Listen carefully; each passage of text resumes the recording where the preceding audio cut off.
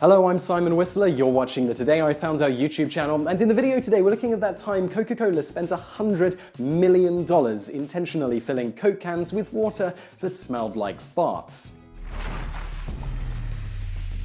Conceived in early 1990, the Magican campaign was supposed to be the spearhead of a massive summer promotion the cola giant dubbed Magic Summer 90. In a nutshell, the promotion involved hiding cash prizes ranging from $5 to $500, as well as some other goodies such as coupons for free Coke, inside of 750,000 of the several hundred million cans of Coke that would be distributed during the summer. As part of the campaign, Coke created and patented a unique mechanism that, as soon as the can was opened, would eject the prize via a spring-loaded mechanism. Coke dubbed the cans Magicans. In order to ensure people didn't end up with waterlogged prizes, the part of the can containing the aforementioned mechanism was sealed off, and the reservoir that was left was filled with chlorinated water to make the weight of the can approximately the same as a normal full can of Coca-Cola. As a final precaution in case of leaks, Coca-Cola added ammonium sulfate, think rotten egg smell a la a stink bomb, to the water reservoir, so that if it did leak, customers would smell the noxious odor and wouldn't drink it. Like that time the company tried to sell bottled tap water to the British public that Coca-Cola insinuated was filled with semen, problems began to arise before the promotion ever started. The first negative press surrounding the campaign came from the fact that Coca-Cola decided to announce it by mailing out sample Magicans to journalists in March of that year.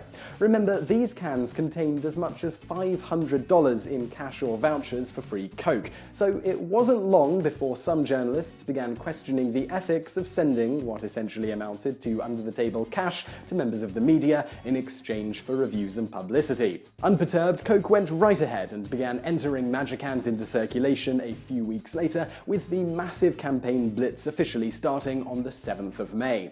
Pre-campaign promotions also involved circulating paper cups with prize stickers on them at various fast food chains, and giving away free tickets to see New Kids on the Block, who Coke spent a pretty penny sponsoring to perform a string of concerts throughout the summer. In case you forgot, this campaign did happen in 1990. Almost immediately after the campaign began, Coke began receiving complaints from customers about defective Magicans, resulting in odorific, soggy pop-up prizes. Other Magicans leaked and had a faulty pop-up mechanism, resulting in complaints about foul-smelling and foul-tasting liquid inside of regular Coke cans from customers who weren't aware of the campaign and actually tried to drink the stuff. As it turns out, Coke had failed to adequately test the Magican mechanism, and as a result, an estimated 1% of well over 100,000 distributed at the time didn't work. They also inexplicably didn't mention the promotion anywhere on the cans themselves, which would have at least tipped people off directly about what was going on. The real nail in the coffin for the campaign came when the news broke that a young boy called Zachary Gendron had supposedly been hospitalized after accidentally ingesting the liquid inside of a Magican. Over the years, this aspect of the Magican saga has been widely embellished, with various sources saying that young Zachary was rendered seriously ill or even killed by the noxious liquid. In reality, Zach was never in any danger. The water inside of the Magicans, though foul-smelling, was perfectly harmless, containing less chlorine per ounce than the concentration found in a typical swimming pool. Further, contemporary news reports indicated Zachary did not actually swallow the noxious liquid, but immediately spat it out. As for his widely reported hospitalization, this was sort of true, but not because there was anything wrong with him. You see, Zach's parents weren't aware of the Magican promotion, and when their son spat out the drink and complained that his Coke smelled and tasted bad, they took a look. When they found what was indeed a stinky liquid that contained some foreign object inside, Zach had received one of the aforementioned faulty cans that both leaked and had a failure in the spring-loaded mechanism. His mother, Robin, later stated, "Knowing nothing about the promotion, we thought it might be a case of product tampering, so they rushed their son to the hospital and called the police."